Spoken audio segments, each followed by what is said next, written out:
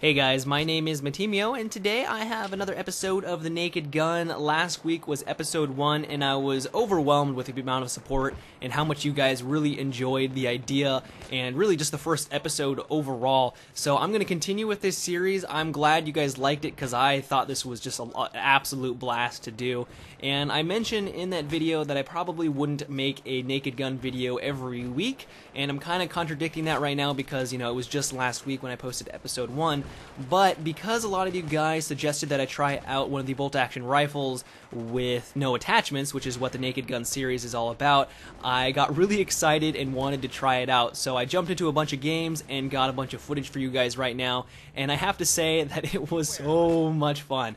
So for today, I am trying out the SV98, and like I said before, the Naked Gun series is where I use absolutely no attachments, and that includes the bolt-action rifles. I'm not even going to use the standard scope that comes with the rifle right when you unlock it. I'm using the bare-bone iron sights, and I have to say that this playstyle, using this setup, was absolutely ridiculous. The only way for you to play it effective was to get really up close to your enemy and play extremely aggressive, because if you don't, the iron sights, while they're decent, and you can see here, you can see the targets at a distance, you can still line up shots from a distance, but trying to line up a headshot with the iron sights from, medium range at least, it was a difficult task. So what I found to be most effective was that I would get into situations where I knew that the only way for me to take them out was to get kind of a quick scope off, go for that chest shot, and because since the most recent patch, going for the chest shot up close or in close quarter engagements, you now get a one-shot, one-kill. That's the only way I found this playstyle to be remotely effective, because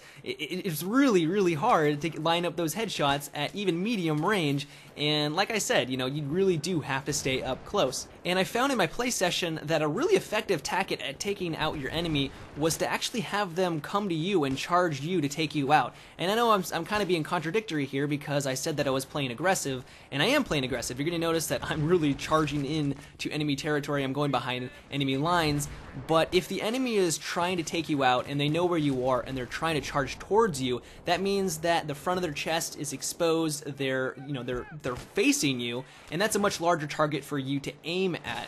And since the most recent patch, you do want to go for those chest shots. Headshots are always preferred because you always know that's going to be a one-shot, one-kill no matter what range.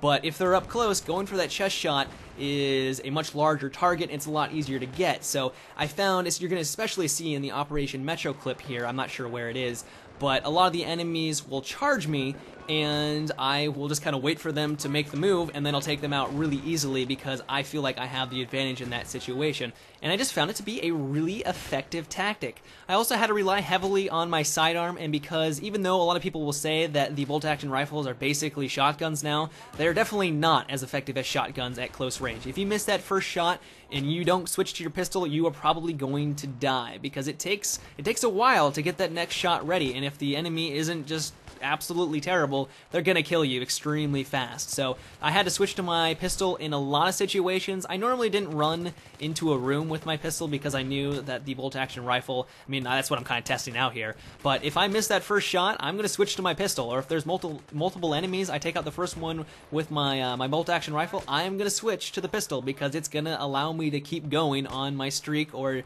basically to not to die. I also try to make as much use as I could with the tugs, because knowing where your enemy is always going to be a huge advantage, and because you're going to be up close and personal, and you're going to be in the front lines for the most part, because that's just where this setup is going to be effective, having the tugs down is going to be a huge advantage. And for that previous tactic that I recommended, where you know where the enemy is and they're going to run towards you, that tugs just makes it that much more effective. So I was using the tugs all the time in my play sessions, and I found that it really helped me get a lot of kills.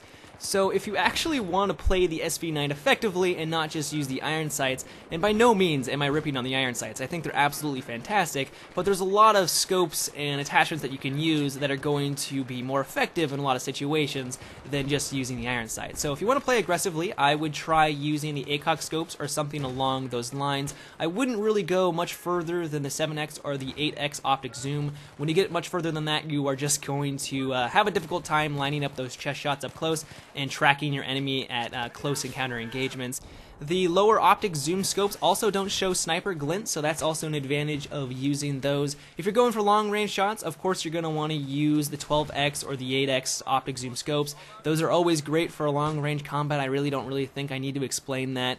And also, of course, the bolt pull I think is the only attachment you should use in that slot. I think that the bipod is worthless, and it just promotes camping, and it's just going to get you killed in a lot of situations, and probably just not benefit your team at all. So those are the attachments I recommend for certain situations. But this wraps up episode 2 of the Naked Gun, guys. I hope you enjoyed. If you did and you want to support my channel, I would appreciate it if you give this video a thumbs up, and if you haven't already, subscribe to my channel for more videos. But until next time, guys, have a good one and take it easy.